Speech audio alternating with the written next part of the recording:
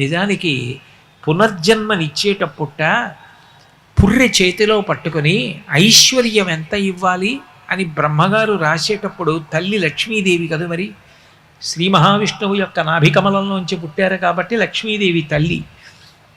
ఆవిడక్కడ పెద్ద ఆసనం మీద కూర్చునుంటే ఆ పుర్రె పట్టుకుని పేరు చదువుతాట.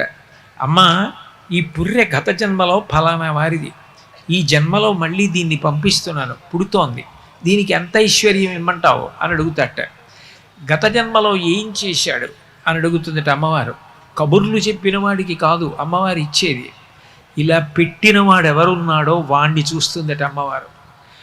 ఆవిడ పేరు చెప్పగానే ఆవిడ సర్వజ్ఞ, ఆవిడికి తెలియదు వాడా ఎంత చేశాడ్రా అని ఒక్కసారి కనుబొమ ఇలా పైకెత్తుతుందిట.